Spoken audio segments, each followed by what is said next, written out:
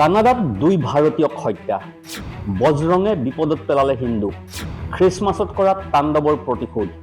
প্ৰিয় দৰ্শক, খ্ৰীষ্টমাছত বজৰং দলৰ কাৰ্যকৰ্তাই হিন্দু ধৰ্মৰ নামত সংঘটিত কৰা দুষ্কাণ্ডই অৱশেষত বিদেশত কি ৰূপ ধাৰণ কৰিলে চাওক। पर कनाडा में एक भारतीय छात्र की हत्या की खबर आ रही है। यूनिवर्सिटी ऑफ टोरंटो में स्कारबोरो के पास गोलीबारी की घटना रिपोर्ट की गई है। गोली मारने वाला आरोपी फरार है, तलाश में जुटी है पुलिस। मृतक का नाम शिवांक अवस्थी बताया जा रहा है। এই সকলোবোৰৰ মাজতে বাংলাদেশত চলি থকা অশান্তি আৰু হিন্দুসকলৰ ওপৰত হোৱা আক্ৰমণে ভাৰতীয় জনতা পাৰ্টিৰ পৰা আৰম্ভ কৰি আমাৰ দেশৰ বহু হিন্দু সংগঠন আৰু বিশেষকৈ বিশিষ্ট সাংবাদিকসকলক অতিশয় চিন্তিত কৰি তুলিছে। আমাৰ নিজৰ দেশত কি হৈছে তাক লৈ কাৰো কোনো সমস্যা বা চিন্তা নাই, সেয়া বেলেগ কথা। কোনো বিশিষ্ট সাংবাদিকেও আগবাঢ়ি আহি কানাডাত ঘটি থকা কথাবোৰ আলোচনা কৰা টক শ্ব' পতা আপুনি হয়তো শুনা নাই। হয়, দুজন হিন্দু ল'ৰাক দুদিনতে হত্যা কৰা হ'ল, কিন্তু আপুনি এনেকুৱা মৰ্মান্তিক ঘটনাক লৈ গুডি মিডিয়াই ডাঙৰ টক শ্ব' আলোচনা কৰা এতিয়ালৈকে দেখিছেনে? আজি মই আপোনালোকক এই খবৰটো দেখুৱাবলৈ ওলাইছোঁ। ঘটনাৰ উৎপত্তিস্থল ক'ত? কাৰণ এইখন মুছলিম দেশ নহয়, আৰু সেইবাবেই একো ডাঙৰ কথা নহয় নেকি? আপোনাক গাজাৰ ভিতৰৰ এটা দৃশ্য দেখুৱাম, এটা সুন্দৰ দৃশ্য য'ত ল'ৰা ছোৱালীবিলাকক সন্মান জনোৱা হৈছিল। কিয়? কাৰণটো চাওক আৰু অভিনন্দন প্ৰক্ৰিয়াটো আগবঢ়াই নিয়ক। কাৰণ ভাৰতত আজিলৈকে পাংচাৰ মেৰামতি কৰা সকলৰ বেছিভাগেই আব্দুল অথবা আব্দুলৰ পুত্ৰ আলী অথবা ৰহমান নহয়নে? আগতে কোনোবা আছিল নাপিত, আৰু তেনে নিম্ন শ্ৰেণীৰ কাম কৰা লোকৰ সন্তানে এতিয়া চাওক ইতিহাস ৰচনা কৰিছে। আৰু এইটো কোনো সৰু কথা নহয়। UPSCৰ পৰা নাছালৈকে তেওঁৰ আলোচনা চলিছে। মই আপোনাক দেখুৱাম যে ৰাষ্ট্ৰপতিয়ে কেনেকৈ এজন মুছলমান শিশুক সন্মান জনাইছে। কাৰণটো বুজাই দিম, তাৰ পাছত আপুনি হয়তো তেওঁক লৈ গৰ্ববোধ কৰিব। অনুগ্ৰহ কৰি তেওঁক কমেণ্ট যোগে অভিনন্দন জনাব। কিন্তু আমাৰ দেশত হিন্দু ৰাষ্ট্ৰ গঢ়িবলৈ ওলাই অহাসকলৰ কাৰবাৰ চাওক। খ্ৰীষ্টমাছক লক্ষ্য কৰি তেওঁলোকে কেনেদৰে ধৰ্মীয় বিষ-বাষ্প ছটিয়াব লাগে জানে বাবেইতো এনেকুৱা ৰিপৰ্ট আহিছে। বছৰ ধৰি আপোনাক কোৱা হৈছে যে এই 25 ডিচেম্বৰৰ দিনটোত তুলসী পূজা কৰিব লাগে। তুলসী পূজা কৰিব লাগে কাৰণ তাত খ্ৰীষ্টমাছ ট্ৰী আছে। আৰু এওঁলোকৰ এই গোপন অভিসন্ধি ফাদিল কৰিলে সনাতন ধৰ্মৰ ধৰ্মগুৰু খোদ শংকৰাচাৰ্যই মুকলিভাৱে কৈছে যে এনে কোনো কথা নাই যে 25 ডিচেম্বৰতে তুলসী পূজা কৰিব লাগে। অৰ্থাৎ সকলো প্ৰপেগেণ্ডা খতম। নমস্কাৰ, নিউজ অন নৰ্থ ইষ্টৰ আজিৰ এই প্ৰতিবেদনলৈ আপোনাক স্বাগতম। আপুনি চাই আছে দেশৰ এটা অগ্ৰণী নিৰ্ভীক নিৰপেক্ষ আৰু বহুভাষিক channel news on north east. News on north ইষ্টৰ মাধ্যমেৰে আমি কেৱল বাতৰি সম্প্ৰচাৰ কৰাই নহয়, ইয়াৰ আঁৰৰ প্ৰকৃত সত্যও আপোনাৰ সন্মুখত তুলি ধৰিবলৈ চেষ্টা কৰোঁ। যিবিলাক বাতৰি গুডি মিডিয়াই আপোনাৰ সন্মুখৰ পৰা সদায়ে লুকুৱাই ৰাখে। আৰু আজি আমি আপোনাক গুডি মিডিয়াই নেদেখুওৱা, গুডি মিডিয়াই গাপ দি ৰখা কেতবোৰ দৃশ্য দেখুৱাম। চাওক এই প্ৰথম দৃশ্য। पर कनाडा में एक भारतीय छात्र की हत्या की खबर आ रही है। यूनिवर्सिटी ऑफ टोरंटो में स्कारबोरो के पास गोलीबारी की घटना रिपोर्ट की गई है। गोली मारने वाला आरोपी फरार है, तलाश में जुटी है पुलिस। मृतक का नाम शिवांक अवस्थी बताया जा रहा है। এটা ডাঙৰ খবৰ পোহৰলৈ আহিছে। কানাডাত ভাৰতীয় ছাত্ৰ এজনক হত্যা কৰাৰ খবৰ পোৱা গৈছে। पर कनाडा में एक भारतीय छात्र की हत्या की खबर आ रही है। यूनिवर्सिटी ऑफ टोरंटो में स्कारबोरो के पास गोलीबारी की घटना रिपोर्ट की गई है। गोली मारने वाला आरोपी फरार है, तलाश में जुटी है पुलिस। मृतक का नाम शिवांक अवस्थी बताया जा रहा है। PhD का छात्र था वो। शिवांक की मौत पर भारतीय कॉन्सुलेट ने शोक जताया है। भारतीय कॉन्सुलेट की तरफ से গুলীচালনা কৰা লোকজন পলায়ন কৰিছে।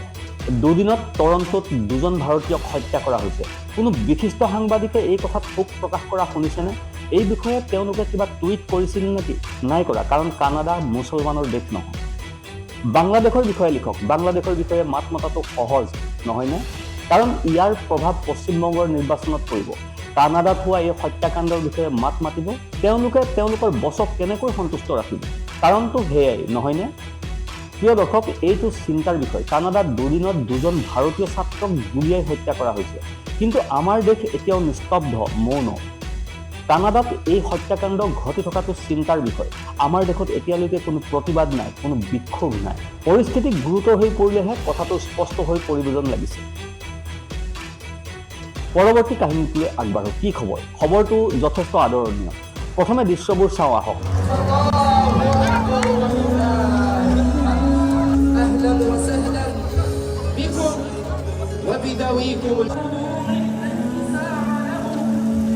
মিউজিক বাজি আছে, আপুনি শুনিছে। এই ল'ৰা ছোৱালীবোৰ কোন ধৰ্মৰ হয়তো আপুনি বুজি পাইছে।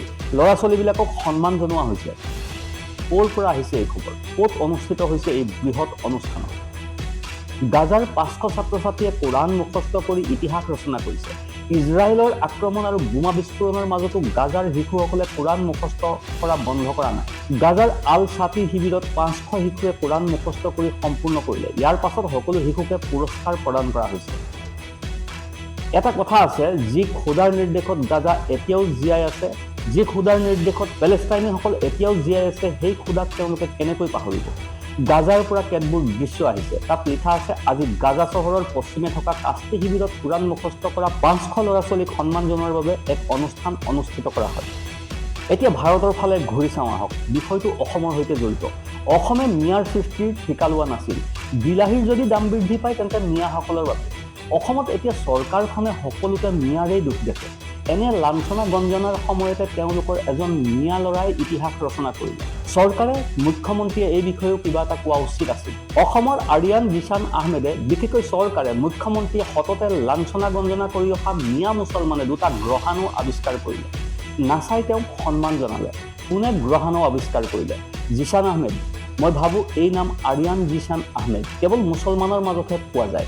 হিন্দুসকলৰ মাজত এনে নামৰ কোনো লোক নাই। এতিয়া এইটো চাওক, এই দেশৰ গদি মিডিয়াই এতিয়াও এই কথা প্ৰকাশ কৰিছে নেকি যে অসমৰ সন্তান জিছান আহমেদে দুটা নতুন গ্ৰহাণু আৱিষ্কাৰ কৰিলে। নাচাই তেওঁক অভিনন্দন জনাইছে, স্বীকৃতি দিছে। নাই, গদি মিডিয়াই এইটো আপোনাক মোক জানিবলৈ নিদিয়ে। এই গদি মিডিয়াই মাথো ডিঙিৰ শিৰ ফুলাই ফুলাই আপোনাক মোক খবৰ দিয়ে কিমান মছজিদত হুলস্থুল হৈছে, বিবাদ হৈছে আৰু কোনে কোনে কি মন্তব্য কৰিছে। সেইবোৰ গদি মিডিয়াই বাৰে বাৰে প্ৰচাৰ কৰে। এনে খবৰবোৰ সম্প্ৰচাৰ নকৰে, কাৰণ যদি গদি মিডিয়াই এনে খবৰ সম্প্ৰচাৰ কৰে তেন্তে পৰৱৰ্তী প্ৰজন্মই জিছানৰ পথ অনুসৰণ কৰি যদি নাচাৰ বিজ্ঞানী চিকিৎসক হয় তেন্তে ধৰ্মৰ ঝাণ্ডা কোনে উৰুৱাব, নহয়নে? চাওক এই ল'ৰাজনে কি কৈছে। मेरा नाम मुजैर मलिक है और मैं सईदपुरा ईदगाह से ताल्लुक़ रखता हूँ और मैंने आज तक 31 ऐप्स एंड एक वेबसाइट बनाई है। मेरी 31 ऐप्स में 7 चैट बॉट्स हैं, AI चैट बॉट्स। ল'ৰাজনে কৈছে যে তেওঁ শ্ৰীনগৰৰ 13 বছৰীয়া এটা ল'ৰা, এজন মুছলমান ছাত্ৰ। তেওঁৰ নাম উজাইৰ মালিক। তেওঁ হৈ পৰিছে টেকন'লজিৰ ষ্টাৰ। তেওঁৰ কঠোৰ পৰিশ্ৰমেৰে তেওঁ যিখিনি লাভ কৰিছে সেইটোৱে তেওঁ প্ৰতিজন অভিভাৱকে নিজৰ সন্তানৰ ক্ষেত্ৰত সপোনতো ভবা কথাবোৰ প্ৰতিফলিত কৰিছে। প্ৰিয় দৰ্শক, চাওক, যদি কোনো কিশোৰ কিশোৰীক সৰুতেই যদি সমাজৰ একাংশই ধৰ্মীয় ঝাণ্ডা হাতত তুলি দিয়ে তেন্তে তেনে কিশোৰীৰ উজাইৰ মালিক হ'ব কেনেকৈ?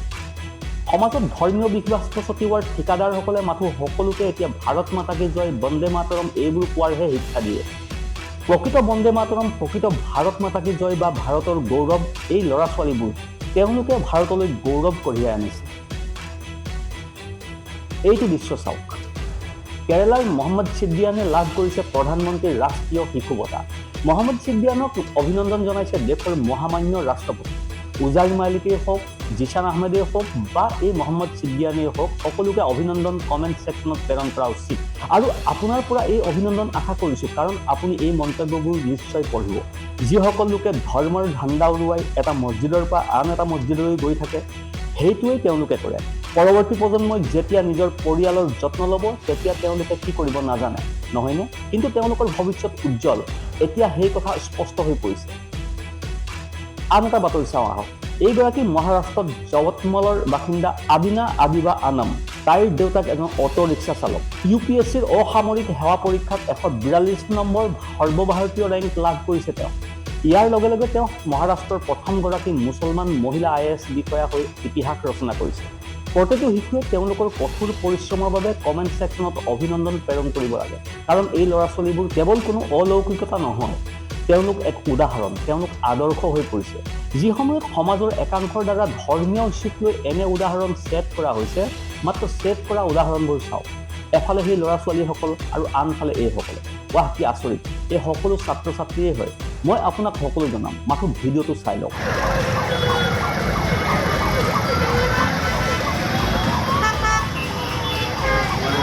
এই খবৰ আহিছে মেৰুতৰ পৰা। কনভয়ত হুলস্থুল সৃষ্টি কৰিলে ABVPৰ কৰ্মীসকলে। চলন্ত গাড়ীত ওলমি থাকি হুলস্থুলৰ সৃষ্টি কৰিলে।